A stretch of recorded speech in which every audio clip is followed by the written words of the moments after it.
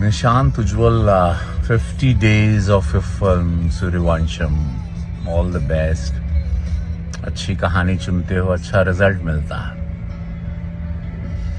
उम्मीद है कि जैसे कब होई गौना हमारी पहली भोजपुरी फिल्म ने राष्ट्रीय पुरस्कार नेशनल अवार्ड लिया था, आपके बैनर तले या भोजपुरी सिनेमा के किसी भी बैनर तले जल्द कोई नेशनल अवार्ड भी आए, उस दिशा में भी काम किया जाए।